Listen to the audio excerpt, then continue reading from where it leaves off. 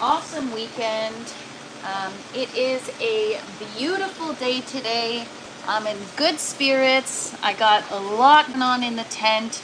If you guys hung out with me this weekend, we got a lot accomplished, a lot of new stuff growing, which is super exciting, and I am very excited to take you guys along on this journey with me. I'm just trying to get myself a little bit set up here. So how are we doing today?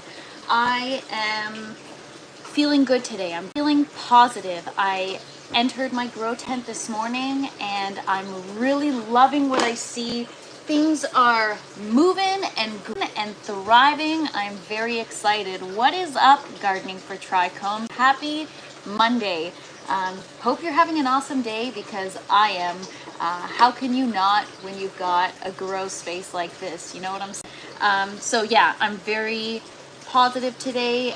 We got lots of flowering happening, lots of good stuff going on in the grow tent. So per usual, always get geared up before the things. My first grow, never used gloves, never really cleaned up after myself, and so this time I kind of made a commitment to myself and to my garden to keep it clean, you guys. Cleanliness is one of the most important things in indoor garden, and something that your plants will appreciate, that's for sure. So as I usually do, not sure if this is interesting to you guys or boring to you guys. If it's boring, let me know and I won't do it anymore. I always take you guys, oh, I dropped something. Don't you hate it when you drop a roll of paper towel? Yeah, so at the beginning of every, I just go through what is new in the garden and what I've been up to in the last 24 hours since my last live. So, Gardening for Trichomes asks, are cucumbers self-pollinated? It depends on the variety. The varieties of seeds that I have, none of them are self-pollinating. You must hand pollinate them yourself. So I actually just finished doing that. I could take you guys through that and show you how it works. So previous grows, where's my toothbrush? Hang on one sec. Okay, so in previous grows, I hand pollinated with I tried everything. I've tried just a regular toothbrush. I've tried a paintbrush, soft bristle, firm bristles. I've tried different types of toothbrushes. And do I grow marijuana? No, but it will be in the future plans. So if you guys have any tips for growing herb, let me know. Not herbs, herb. Because I would definitely like to explore that in this garden. I've got the space, so let's grow. Okay, so electric toothbrush, pollinating cucumbers. What size tent is that? Well, Gardening for Trichomes, it is 200 square feet. It's a 20 by grow tent, and I'm very blessed to have this space. It is a lot to handle. It is a lot of work, not gonna lie. I don't want to sit here and make it look easy, but you do a little bit every day and it actually becomes a part of your lifestyle, and it's more of a lifestyle change versus chores to do, if that makes sense. So I'm really loving the indoor gardening lifestyle. I do a little bit of a hybrid. I also have an outdoor that's mainly just for my flowers. I definitely have some tips if you plan going organic. Well, I could either do some outdoor plant. I could actually do both. I could try doing some outdoor with some organic, because I actually got sent a bunch of stuff from Simbis Organics. Not sure if you guys have heard of them, but I will be trying them very soon and implementing them into one of my towers or bucket systems. So if organic are the best for growing cannabis, then maybe it's a perfect match and I have the right nutrients I need. But yes, I've got some family members that are avid growers, and so I plan on picking brain as well.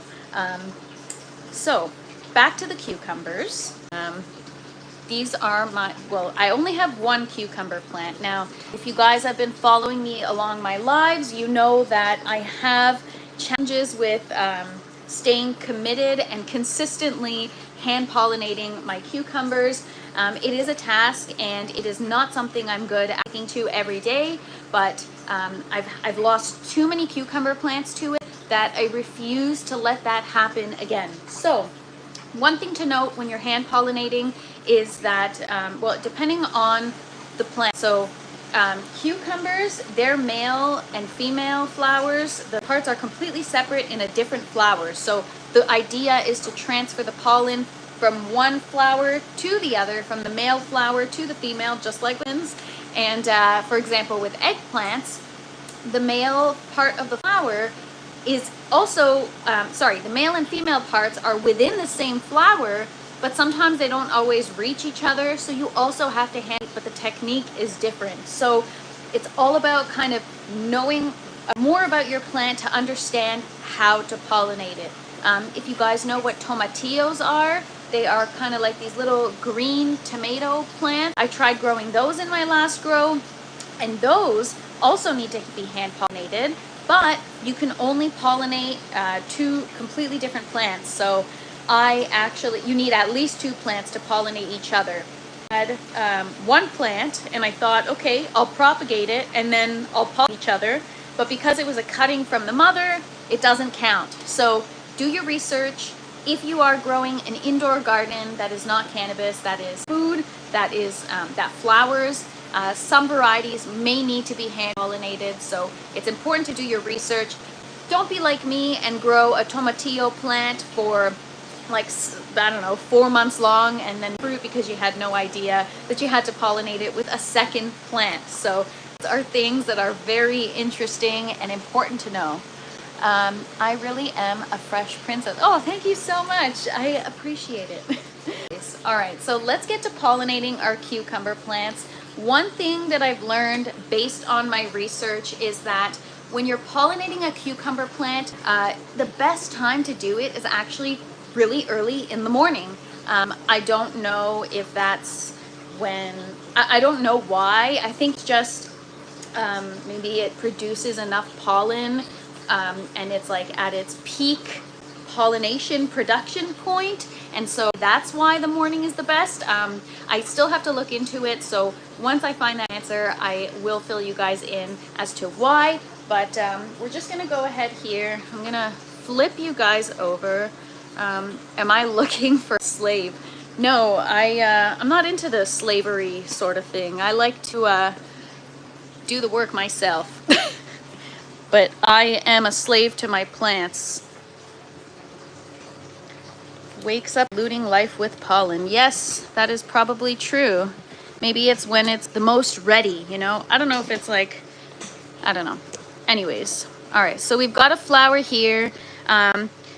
Male flowers have the cucumber growing at the end, whereas, male flowers are like this. There's no cucumber, there's just a flower. The female flowers will actually have the cucumber at the end, and you'll have to pollinate the male flower, take the pollen, and then transfer it to the female flower. Now, I want to put this electric toothbrush on a lower setting. I don't know if you guys can see here, but there's already pollen all toothbrush, which is awesome. Awesome setup. Can't wait to learn. I can't wait to learn with you guys. I'm on a live so that you guys can chime in, give me tips, tricks, because I'm open to anything. I'm still very much learning, and I want to interact with you guys and learn from you guys. That is a huge tent. Thank you very much. I know it is a lot of work to How much did that setup cost? I'd have to actually back and look at everything. I bought everything at separate times, but a lot of this stuff we were able to kind of get at a lower price. When you order stuff directly from China, from a manufacturer, it definitely reduces the cost. But that being said, it is an investment, but it is a long-term investment that I feel confident about. I feel like I'm going to keep the rewards and it'll be well worth it. But we'll find out together. You guys are going to put me on this journey, so we'll see.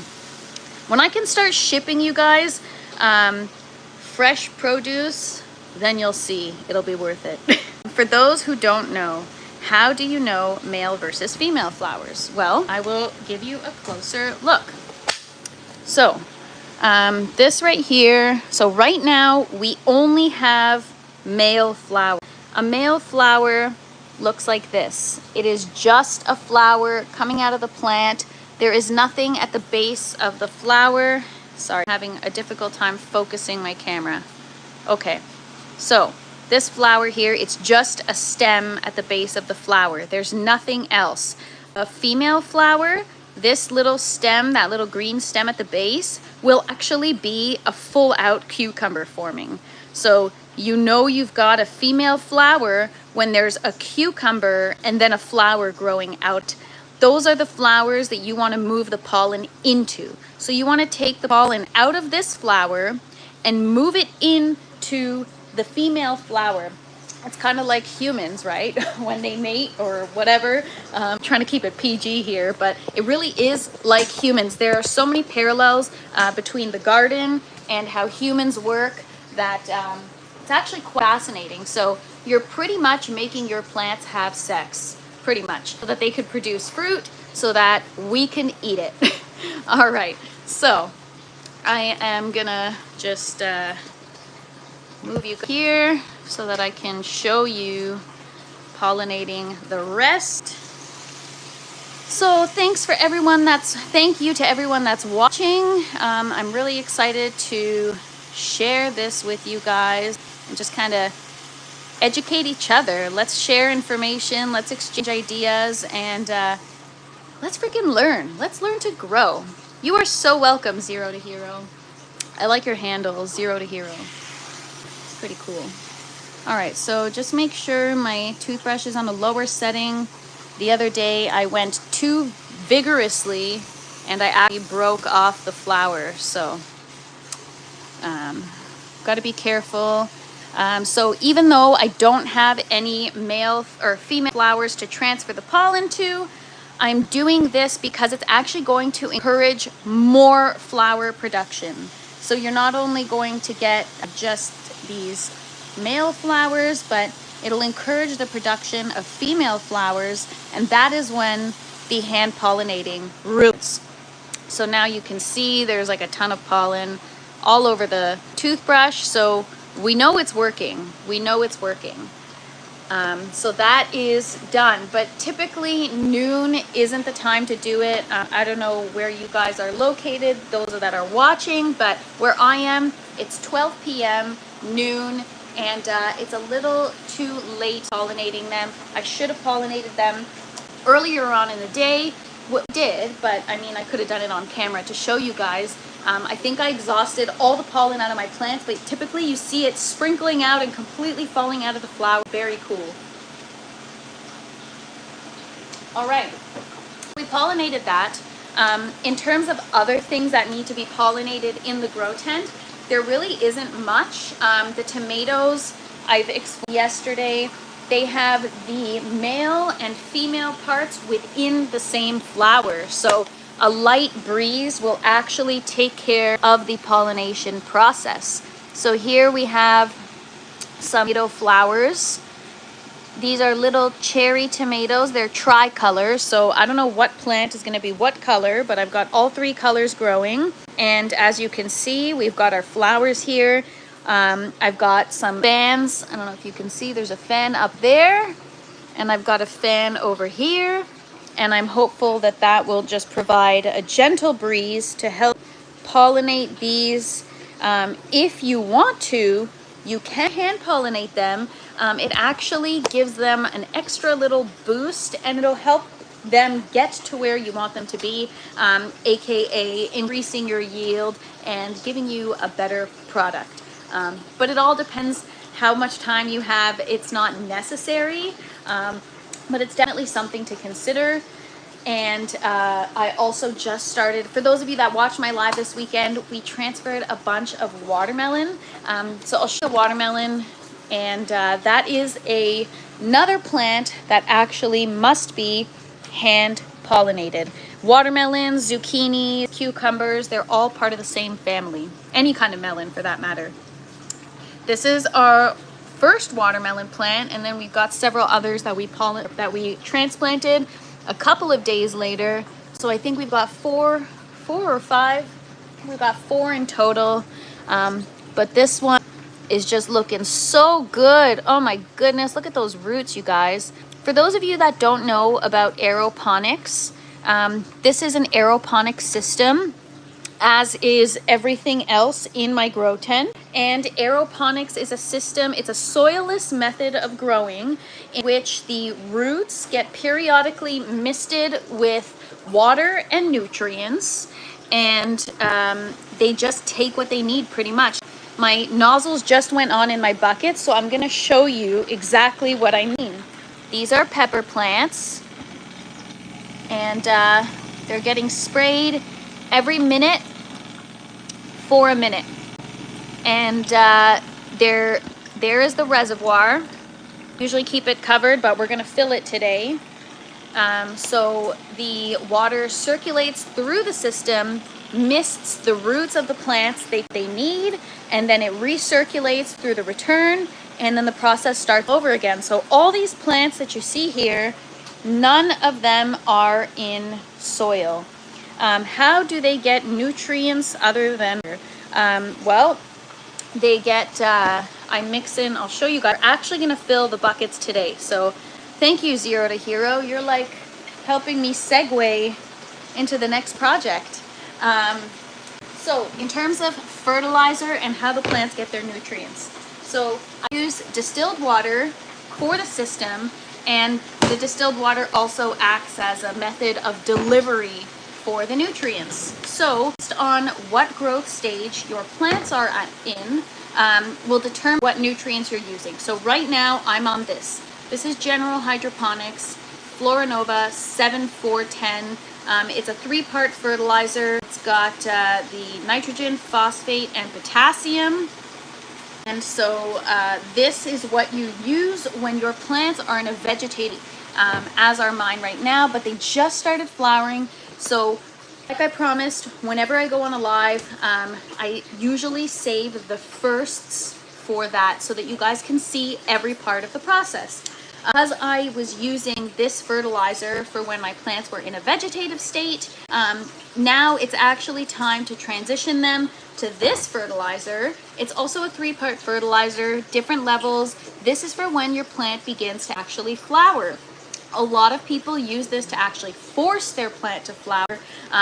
Both methods work. You can use it to support the plant's health while it begins flowering, or you can use it prematurely to try to push the plant to get to that next growth stage. So in terms of how you add in the nutrients, I would just, bottle, measure out what I need based on the recommendation, but I always use a little bit less than the recommended amount, only because you can always add more, but you can never take away. If you add too much, your plants are gonna feel it and they're gonna be in shock. So take it slow when it comes to fertilizer, and you can always add more. So I would add, for example, right now I'm on 1.5 milliliters per liter of this. 1.5 mil, I'd add, so right now, let's say I'm adding 16 liters of water into my bucket, so 1.5 mils, I think that'd be 20 milliliters of this into the jug, and then shake it up, mix it well, put it into my reservoir, and then when the reservoir gets low, I refill it. Every time I add nutrients, I up it just a little bit to help continue to support my plants.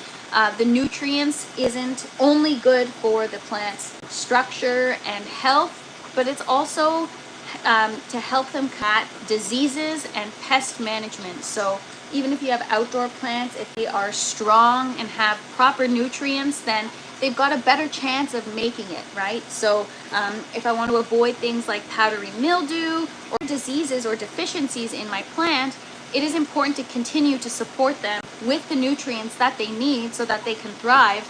It's pretty much like humans. If you don't get sleep, food, or water, you're going to have a problem.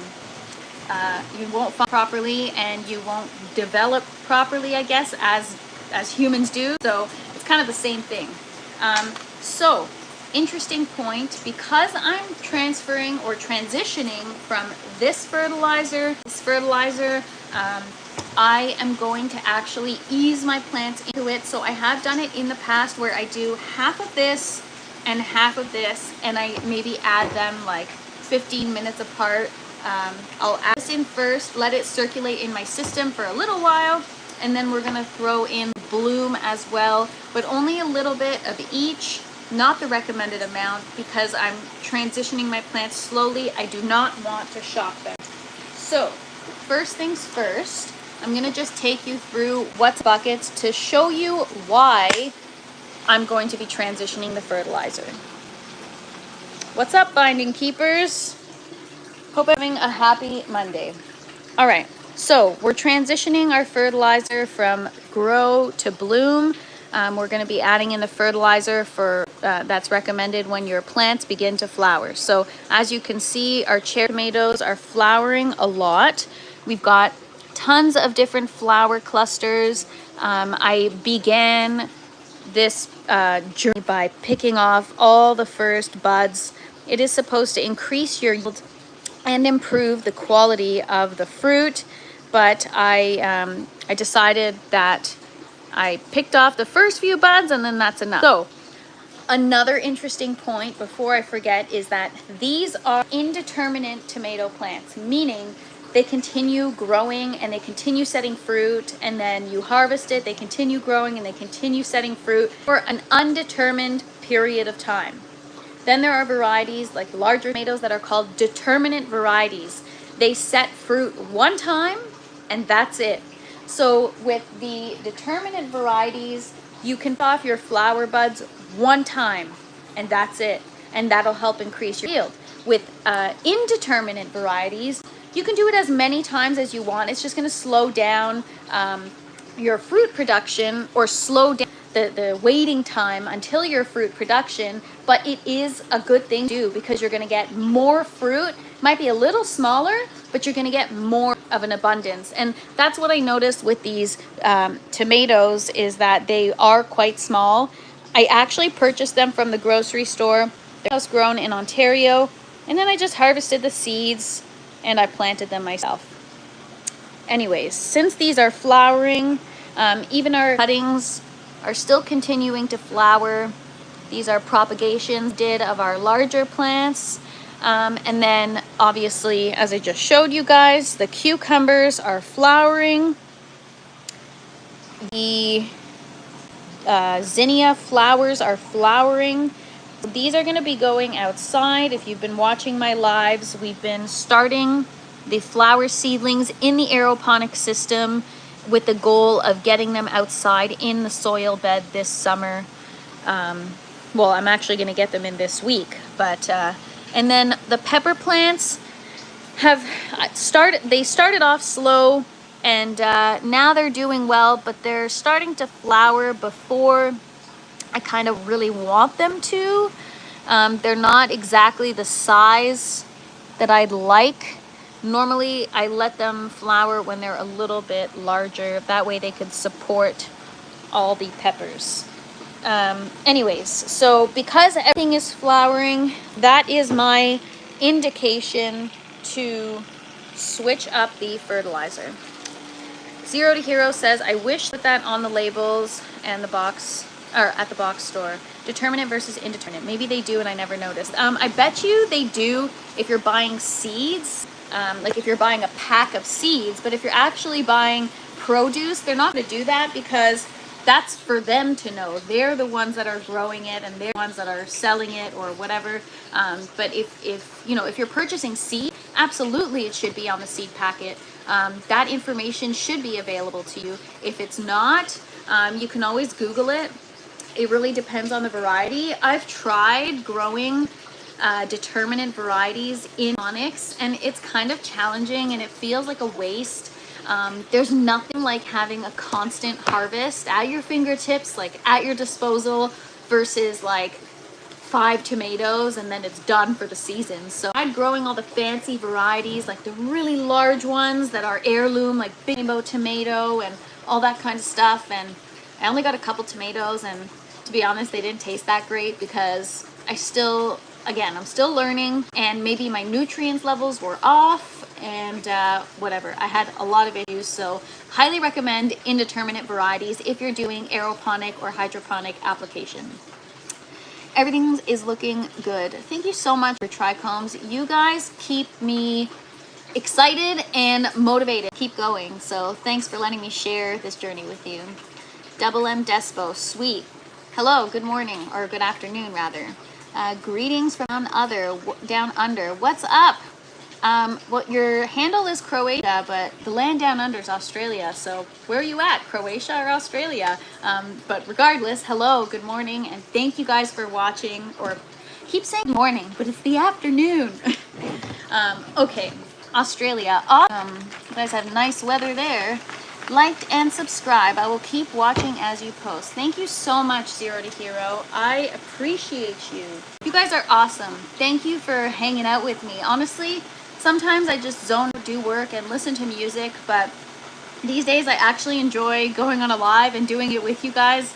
Get to hang out, meet some new people, and learn and share information. You are so welcome, Croatia. So everybody that's watching, does anybody grow? If so, outdoor, indoor, what do you guys grow? Let's talk about it. Let's share some information. I want to hear about what you guys got going on, or got growing on. Okay, so as I always say, I'm really bad at math, so I tend to short circuit sometimes when I'm doing my fertilizer. So I'm gonna get quiet here for a minute because I gotta measure it out. So 1.5 times 16, I think that's 20. Alexa, 1.5 times 16. 1.5 times 16 is 24. I'm so bad at math, you guys. All right, so I need 24 milliliters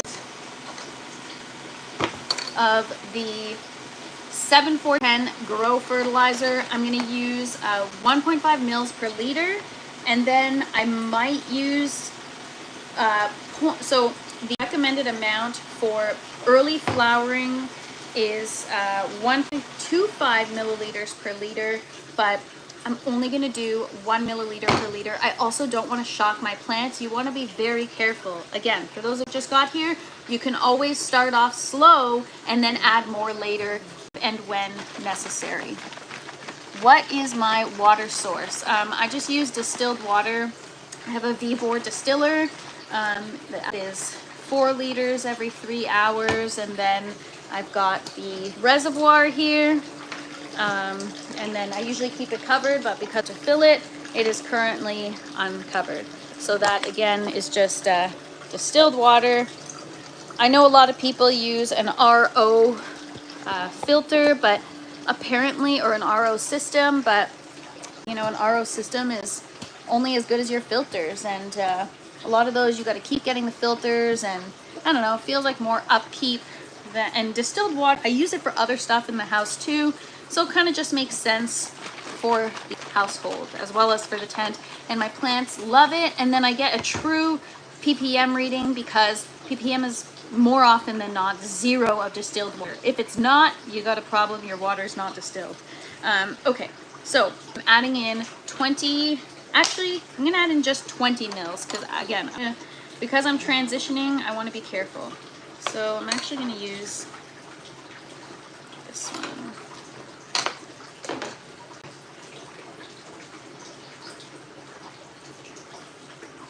Okay, so I'm adding in my first fertilizer. It's the Grow. I'm going to let that circulate in the system for a little bit, maybe 15-20 minutes while I chat you guys up, and then we'll add in the bloom. I added calcium in yesterday, so typically, I'd add the calcium in first, but today I already did it earlier, or yesterday, sorry, so I'm not going to be adding it in.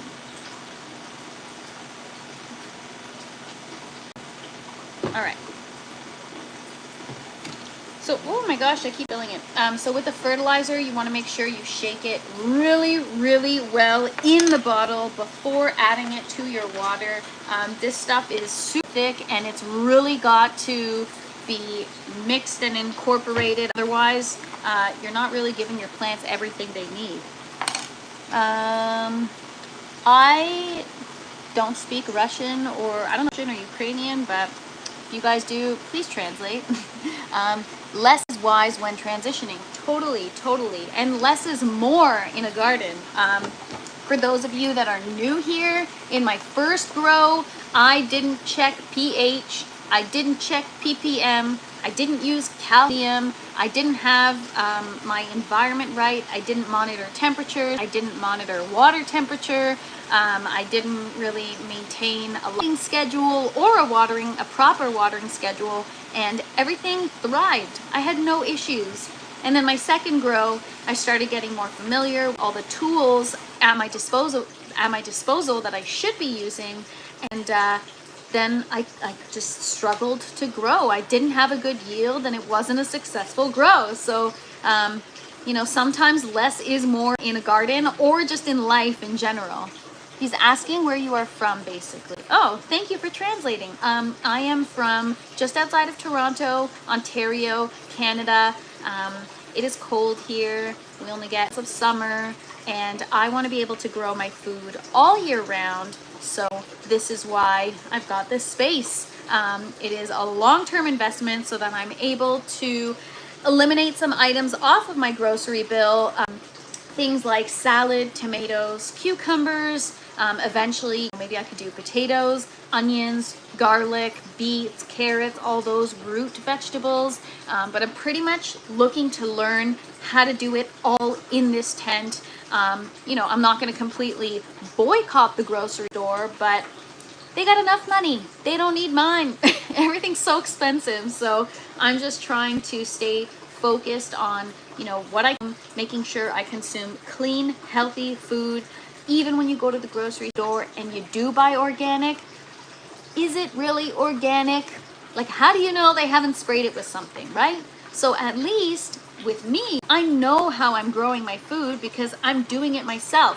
Nobody else goes in this tent except for me. I am the sole keeper of the food and the plants. So I know exactly what to do it. I know exactly how it was grown, and I feel really good when eating it, to the degree where, when I buy lettuce from the store, I have to wash it, and then it becomes a whole thing.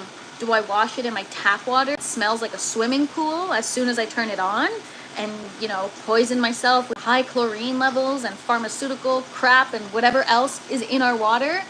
Or do I use my filtered water, which is, again, only as good as the filter? So to be able to grow, for example, my own lettuce in such a clean environment that I don't even need to wash it, I get to pick it right from the tower and eat it, is the best blessing I could ever ask for. So there's nothing like growing your own food, guys.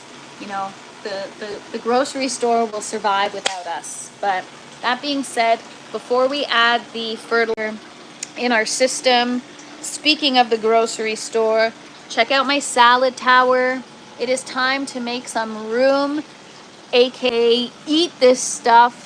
I've got some regular leaf lettuce. We've got some beautiful romaine. We've got parsley that's on its way. And we've got some little kale plants here. But this is my goal, you guys. So then once this all gets eaten, by that time, these will have grown to full size. So what I'm trying to do is called succession planting, where you plant pretty much on a schedule so that you have pretty much a never-ending supply of what you're looking for, which is really cool. So these are all the romaine lettuces at different growth stages. And then again, we have some on our green tower that are also, different growth stages. But nevertheless, these are all going to get eaten very soon. If I could feed you guys through the camera, I would. Here, have a bite.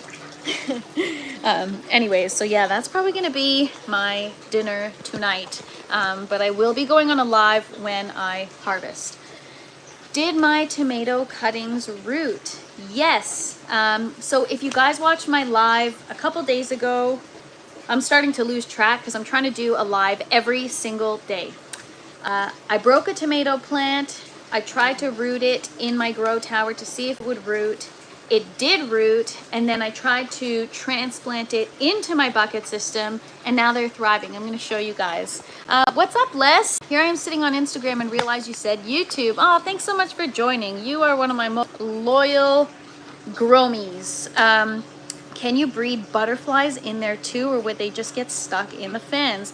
Sorry, just a cool idea head to help pollinate, and it would be beautiful. Oh man, we are on the same page, hero to hero. I've thought about it, and I also have an obsession with bumblebees. Can you imagine having butterflies and bumblebees flying around here, and then, you know, all those back there are going to be beautiful flowers blooming. It would be so awesome. If there was a way, I would totally do it. But, I don't know if that's a life for a butterfly. I know bees and butterflies are very sacred, and they deserve to live their lives the way they want to outside, not in a grow tent, you know? So as much as I would love it, I try not to be selfish, and I think about the plants, and I put the plant and the insects first, because especially now that I have an indoor garden, I truly understand the importance of pollinators. They mean everything, to the degree where I've like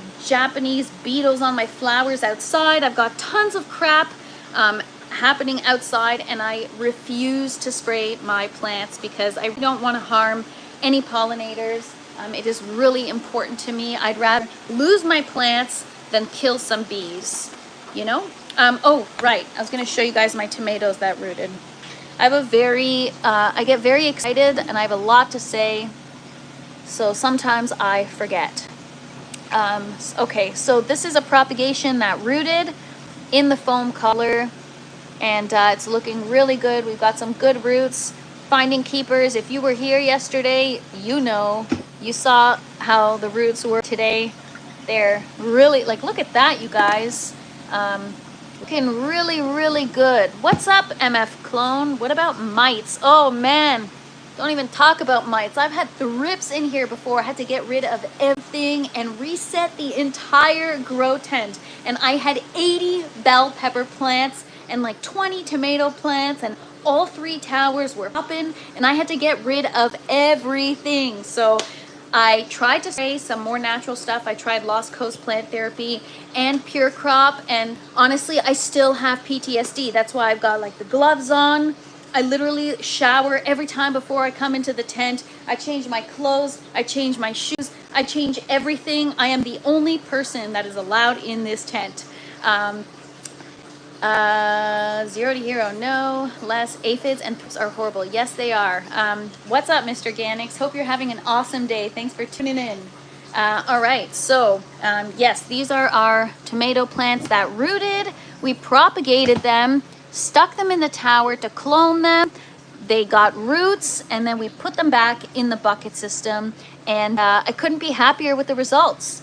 This is 1 day of transplant, and we've already got roots hanging as low as almost in the reservoir. And then our flowers are continuing to open, which is so exciting.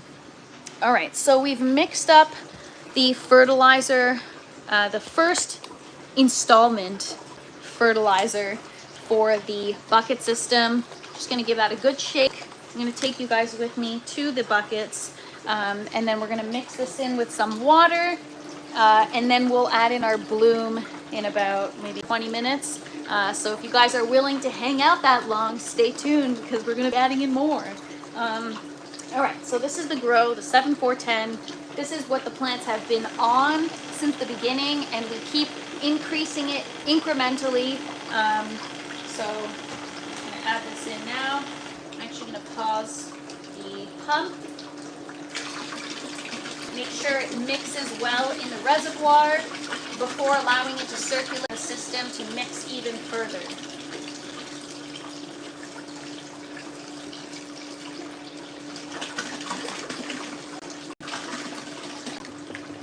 obviously this was very concentrated because I'm factoring in more water to be added. So because the pump is on right now, I don't want to, well, I paused it, but I don't want to turn it back on and just let that really concentrated fertilizer circulate. I want to add some water and dilute it just so that it doesn't shock my plants. Even though it's just a short amount of time, I really shock my plants. You got to do things very gently and finesse it when it comes to plants.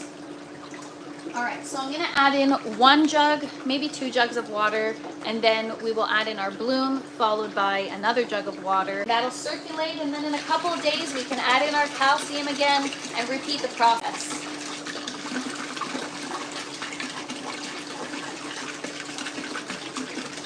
I typically do this once a week. It really depends. If my plants are in a transitional state, then I do less water at a time so that I can do it more often and transition them at a faster rate. Are mites precious too? Can I swear on this? But F no, they're not. They're annoying. Aphids and thrips are horrible. Dragonflies are beneficial as well. They take care of unwanted pests. Yes, dragonflies are awesome. Those plants look nice. Thank you so much. Did you know koalas eat poison? Do they? Are they good for pest management? Because that is so interesting. And koalas are super cute, so no, they serve more than one purpose. All right, so we've got that in there. I'm going to show you guys really quick here. My pumps are automated, but there is a manual switch, which is how I just paused it. So this is the pump for the bucket reservoir. You can just hit start and stop. I might have to increase my watering frequency. I'm not quite sure yet. I'm trying to experiment with, is it better to do longer bursts? So right now I've got 1 minute and 30 seconds the water's on, and then 2 minutes the water's off.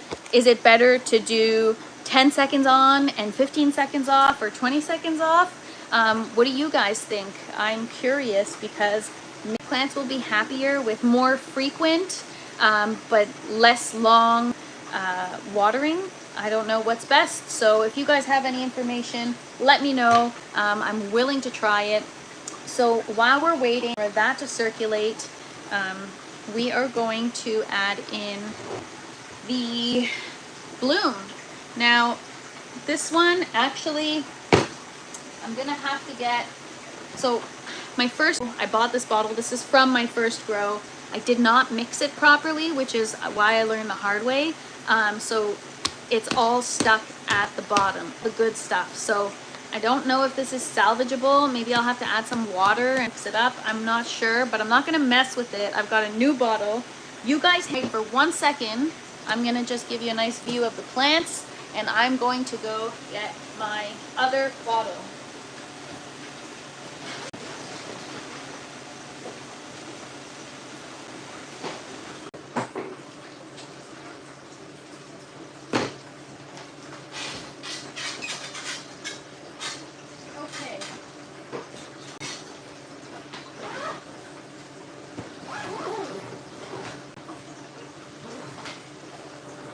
I also have PTSD from my thrip outbreak, to the degree where like I run in and out of the tent so fast, and I feel like I'm like running away from being murdered or something because I'm zipping up the tent so fast because I'm so scared something's gonna fly in there. Cactus leaves, koalas eat them, and they don't even eat them if it's not on a stick. They can sleep 18. Oh, wow. They sleep a lot, I guess.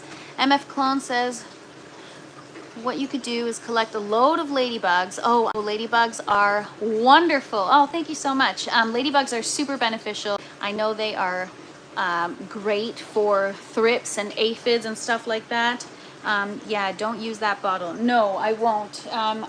There's not much left in this bottle, but I don't want to risk it. I'm really being so intentional with this grow.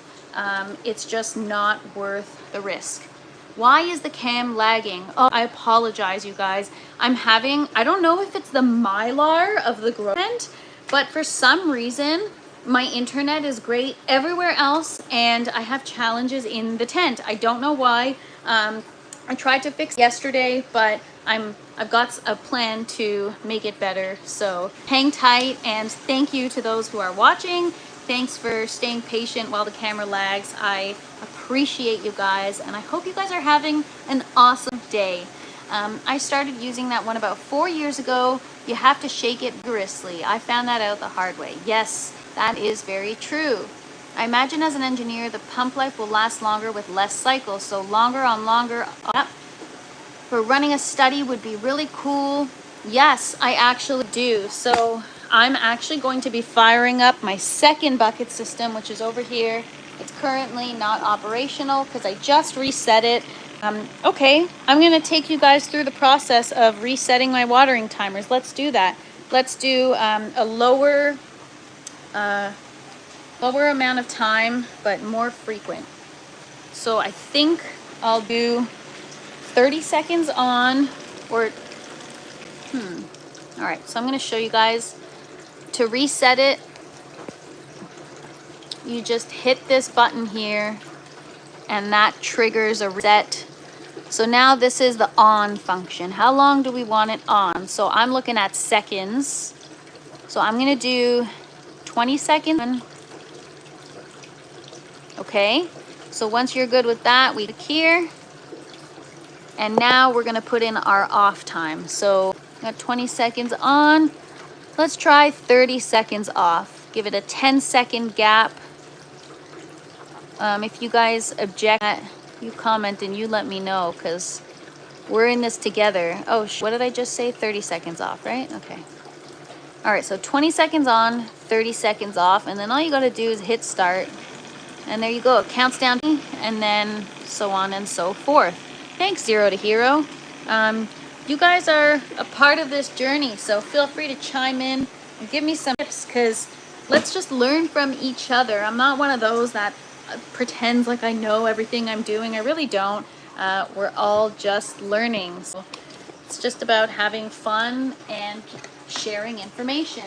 Now, when I went to the hydro shop to pick this up, my friend Rit Earth Culture, if you guys know Earth Culture, they're an awesome hydro shop in Ajax, Ontario, and really good people, super knowledgeable. They really know what they're talking about, and they're very willing to help. So when I was ready to buy this bottle, he's like, "Are you sure you want this bottle? Are you going to be able to mix it properly? It's heavy." So now that I'm carrying the bottle, I'm feeling fortunate or happy that I've been trying to work out a little more lately and lift some weights, so I'm able to shake this up. But this is going to be the first time I'm opening it, and oh my gosh, there's already stuff at the bottom because it's been sitting. Yeah. This video is just me trying to mix up this fertilizer bottle. Maybe we'll do a to be continued because I gotta get going soon. Oh my gosh, this is actually, it's not that it's heavy, it's just I can feel the stuff is stuck at the bottom. Yeah, I need like a machine or something that for me. Did you say you've been working out to shake a bottle? Oh wait, LOL. Yeah, that's how lame I am, you guys. I got no muscles. I'm telling you. No, I haven't actually been working to be able to shake the bottle. I started a workout routine, and now I'm hoping that it'll help me be able to shake this, because I can feel there's like all the good stuff is setting at the bottom. So fun of me. Be nice. We're all trying our best here. Can you use a large stick? Yeah, maybe. You are awesome. I love your setup. It must take a lot of time to do all this. Thank you. I appreciate you. It does take a lot of time, but I love it. Like, you know, do what you love and you never work a day in your life, right? So, I mean, aside from work, this is my hobby. Maybe if I just go like this. If you have an empty clean bottle, you can pour half and make it. I know, but I want to be able to mix it first before. I'll be fine. You know what? I'm not going to be a baby about it. I'm just going to do this for like 20 minutes and we should be good. I already hear the bottom starting to incorporate. So my gosh, I just opened the lid. Can you imagine if I'm holding it upside down and then it all spilled? One thing you guys are gonna learn about me is I'm so clumsy. That's why I broke a tomato plant last week. So anyways, yes, I'm not strong. Yes, this bottle is not heavy, but when you're trying to mix it vigorously to incorporate it, it even says, shake vigorously. So, you know, do this for 20 minutes and I'll be buff for summer. All right, I'm gonna open it up and see.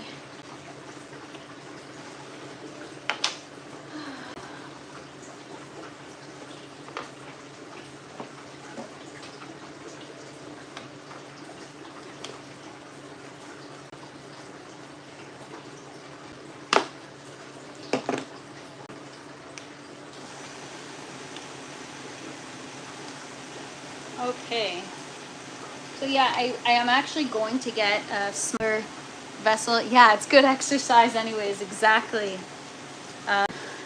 Not going to be a baby about it. We're just going to tough it out and get some freaking muscle.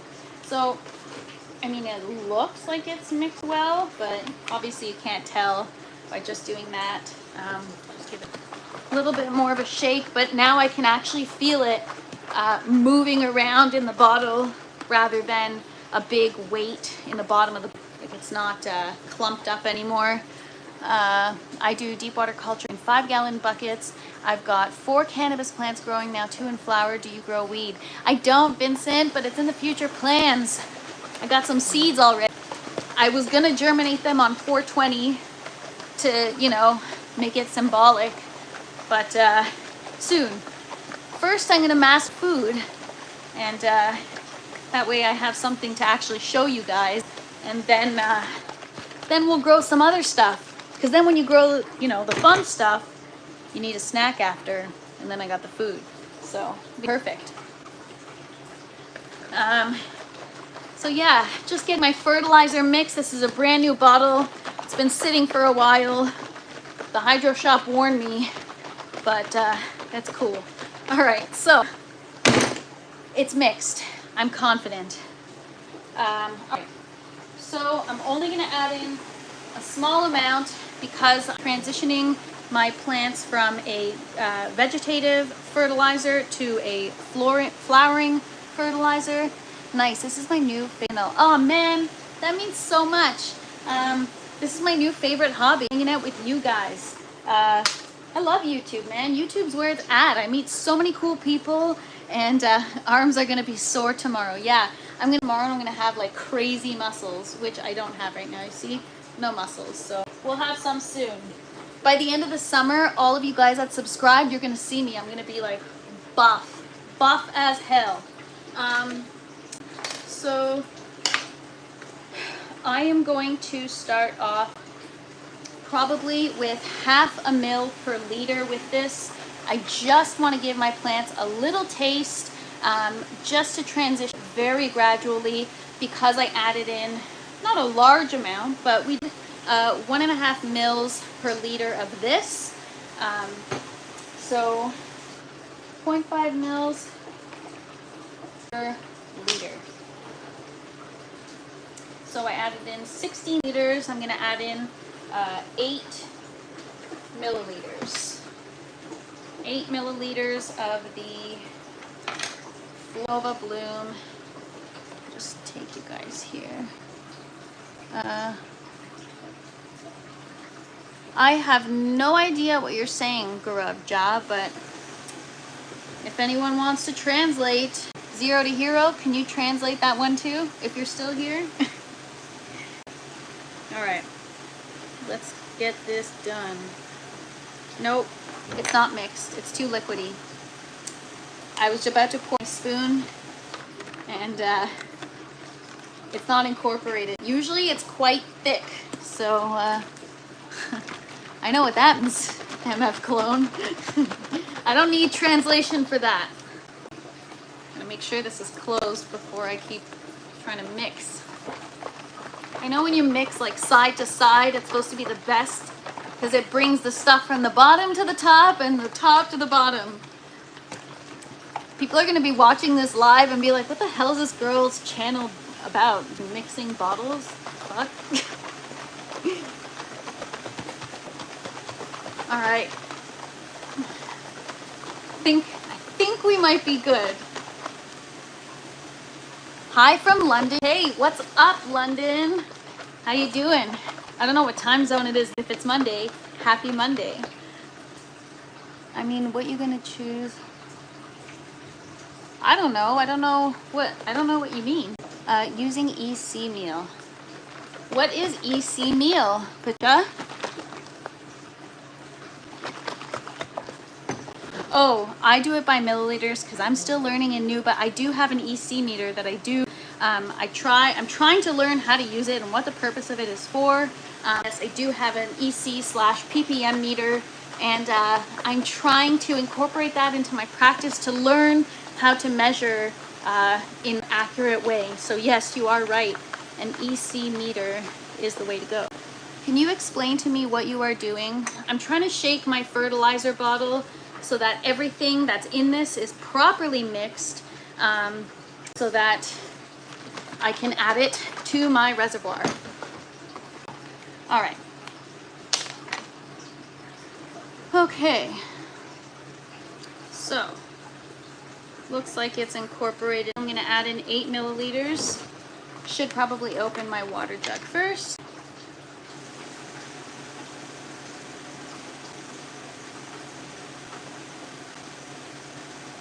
Okay.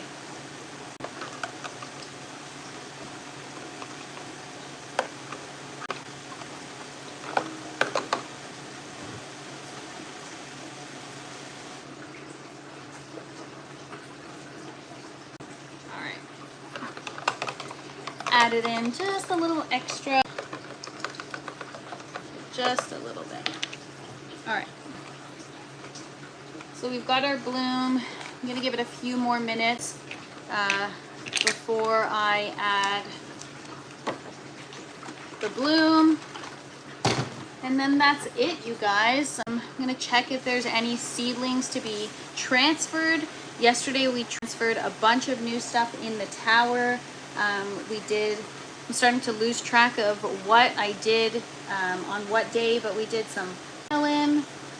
We did some mustard, some basil, so I'm gonna show you guys how that's doing today.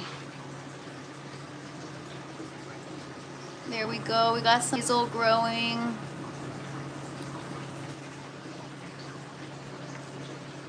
I don't know what that is. I think that's sage.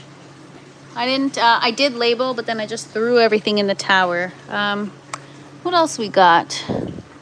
Got a bunch of other stuff. Got baby mustard right here. This is giant red mustard, which I'm looking for. And then these are just some flower seedlings.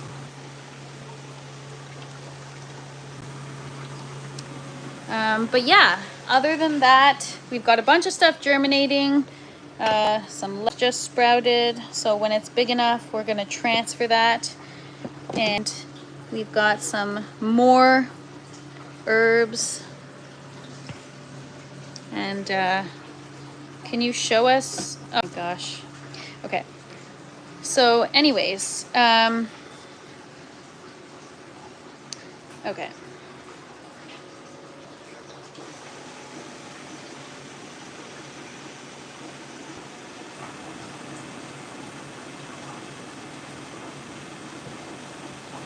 All right, guys, I am just going to add in the water to the reservoir.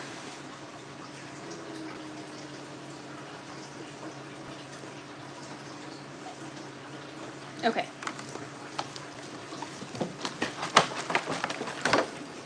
Let's do this. You guys with me? Get the buckets filled up.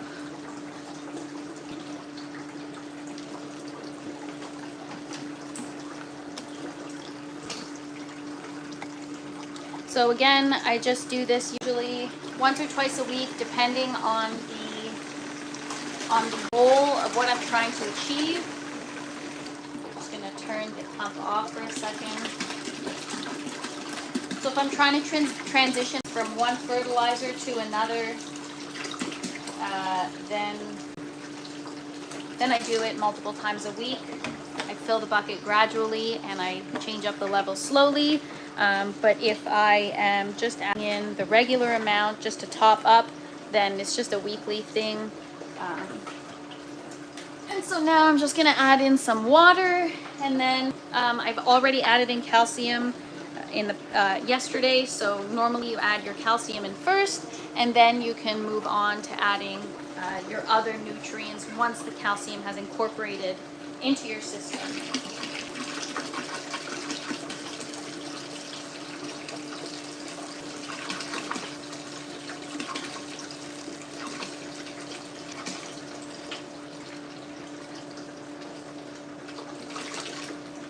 All right, so we've filled up the buckets. Bubbler system, deep water culture. No, this is an aeroponic. It's like a, I don't know if you've heard of Bateau buckets. It's a Dutch bucket system.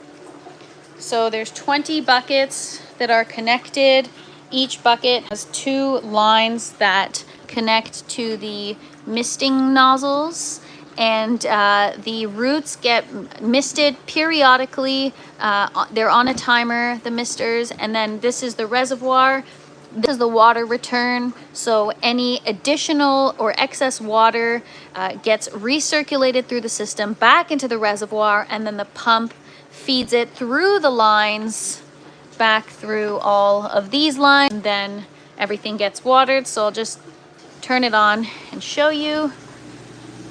Right, so we've got our bell pepper plants here. These are the roots, and you guys saw it here. We just switched up our schedule, so now they're getting watered on every 20 seconds, on every 20 seconds, for 20 seconds, every 30 seconds. So on 20 seconds, off 30 seconds.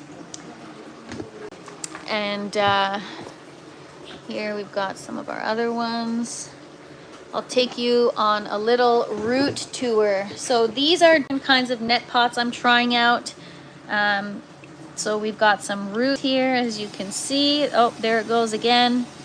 And it's watering it with obviously water, and then the nutrients that we just filled our buckets with. The nutrients that we added is so that we can get the plants support while they begin flowering.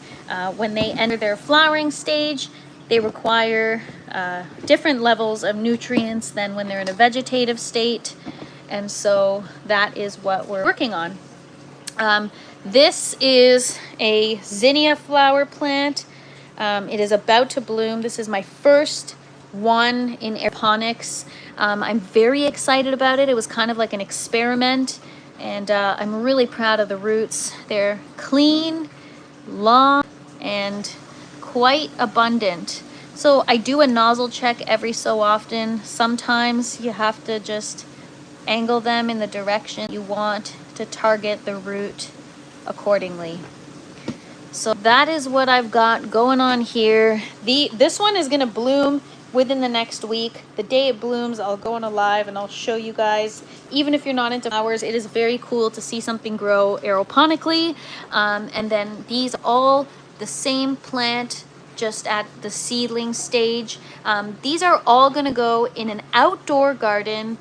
Outside, I just am starting them in my aeroponic system just to experiment to see if it's going to work. So we just transferred these like 2 days ago, and we've already got some nice roots happening in there, which is really, really cool.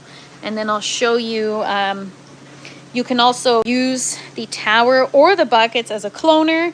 So I used my tower, I broke off my tomato plant, I used my tower as a cloner, and now these plants are actually rooted, and we transferred them back into the buckets. So these are cuttings of one of these tomato plants, and they got cloned in the tower, and now that they've rooted, we transferred them into the bucket system.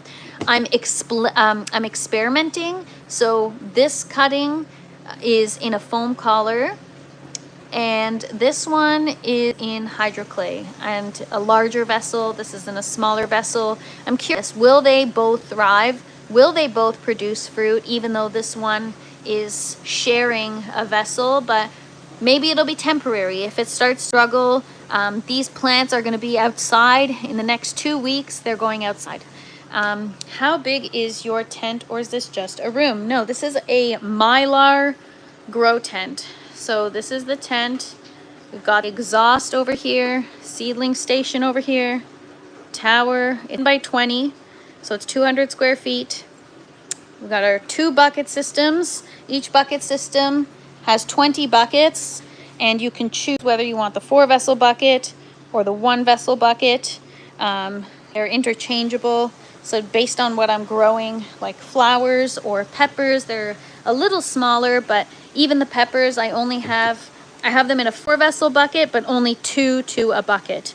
And then I have my green grow tower with all my beautiful salad items and herbs. And then this, once we get that set up, we've got some strawberries germinating. This whole tower is going to be filled with strawberries. Another thing which was devastation with my thrip infestation, I had my strawberry tower well underway, and I ended up having to get rid of all the strawberry plants because I had thrips, and it was really sad. But it actually was the strawberries that caused the thrips. I had a little planter outside with some soil in it, and I had thrown like decomposing pieces of strawberry or like that had the seeds in it, and then because the planter had some soil, the strawberries actually sprouted and started growing, and there were so many of them that I figured, oh my gosh, this was my first grow. So now in hindsight I would never, but I pulled them out of the soil, I rinsed them in just straight up water, nothing else, no hydrogen peroxide, no bleach. Well, I wouldn't do bleach, but hydrogen peroxide, a rinse you absolutely should do before transferring something. But I mean, I wouldn't even recommend it. So if you guys grow outdoor, don't bring it inside. That's the one thing I can tell you, is just don't do it. You could do the root rinse, you could do stuff, but just don't. Just don't. It's not worth it, because I did, and I learned the hard way. And so I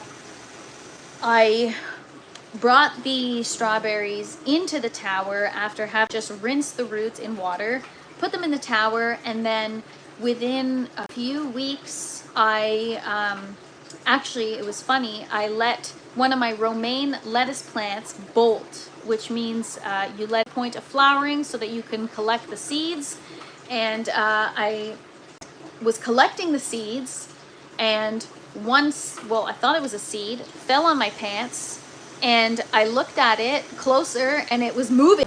And so I started freaking out because it was moving, and I ended up realizing that I had a bigger problem. And so then my pepper plants, I had like 80 bell pepper plants, you guys, of plants, and that's a lot of work and a lot of love I put into that. And the peppers started shriveling, and I don't know, they were totally stunted. The leaves, everything, thrips are sap suckers, right? So your fruit like just totally like implodes. So everything was ruined.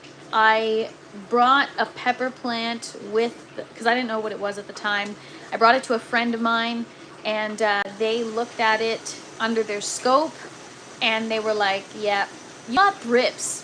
So I was so upset because this was my first time growing, my first time, like from day one, I've been sharing on social media, on Instagram and on YouTube.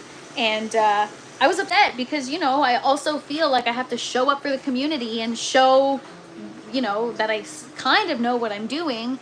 And I have to throw everything out. As a first time grower, like I've never gardened before that, it was devastating. Like I put everything into that garden, and it all went into the garbage. And then the work involved to reset an indoor garden or a grow tent or a grow room you've got.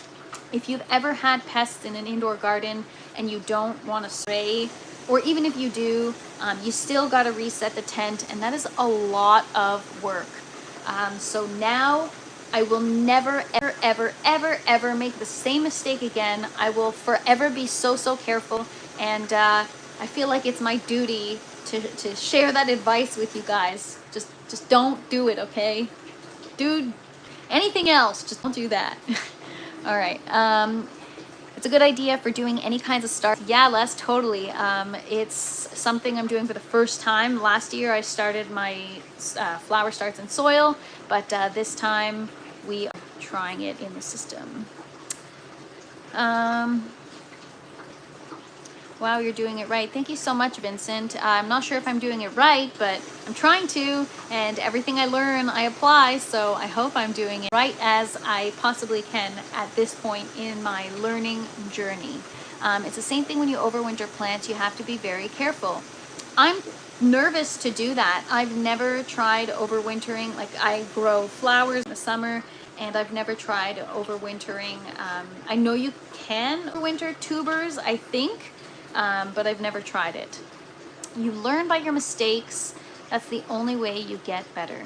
Yes, that is true. That is how I know what I know now. And, you know, when I look back at a year ago when I just started, I am extremely impressed with myself by the amount that I've learned, because you just keep at something every day. Eventually you learn, and I really enjoy having the plants as my teacher. It is very, very cool, and I love it. I love it. And those of you that garden, I'm sure understand what I am explaining or expressing. I overwintered peri pepper plants once. Cool. I don't know what overwintering involves. I know that it's about like storing the plant over the winter. In the summer it can begin to produce again. I wonder how many times you can do that with pepper plants. I'm curious. Do they overwinter more than, or do they produce, how many times when you overwinter them, and what is the most that they can produce? If you guys know, drop it in the comments, because that'd be something cool to know. So yeah, other than that, that is it, you guys. That's what's up in the grow tent. I gotta get going because I got other stuff to get done today. But I want to thank you guys for hanging out with me. I had fun. I'm gonna be trying to commit to this every day at noon on YouTube. That is my time window when I get my work done in tent, and so I really want to be able to share this with you guys, teach you guys, and take advice from you guys. If you guys have any tricks, advice, if you think I'm doing something wrong, this is all a learning experience. So just drop it in the comments, anything you guys want to chat about or learn about, and I look forward to sharing my aeroponic journey with you guys. But that being said, I always say it, and I'll say it again at the end of every video that I do. If you guys want to see me grow something in the towers or in the buckets, let me know. I want to share this with you guys. So let me know if you want to see me grow. I will procure the seeds and I will grow it. It can be anything, and I will try. And yes, I know a lot of you will probably say cannabis, so we'll try that. But anything else food-wise, let me know. I want to learn how to grow all types of food possible. So, and I want to be able to teach you guys as well, because the more you know, right, is power. So let me know what you guys want to grow, and we will do it together. That being said, I hope you guys have a great day. Love your channel, Vincent says. Thank you so much. If you guys haven't already, I would really appreciate it if you hit the like button. And if you like what you see, I've got a lot more where that came from. I got videos and lives coming to you every day. I'm going to keep you guys so involved. You're going to be sick of me. So don't forget, subscribe, please. I would really appreciate it. But I hope you guys have a great day. wherever you're at. For me, it's the rest of the afternoon, so have a great rest of your afternoon, and I'll probably see you guys tomorrow. Again, I'm going to try to do this every day at noon, even if it's just for 45 minutes, but I commit to at least 1 hour of work in the tent a day, and I've promised to take you guys with me. I'm going to try to go live every day and just hang out with you guys. So if you guys enjoy the tent, come hang out tomorrow at noon, and hopefully I'll see you guys there. Thank you for watching, and until next time.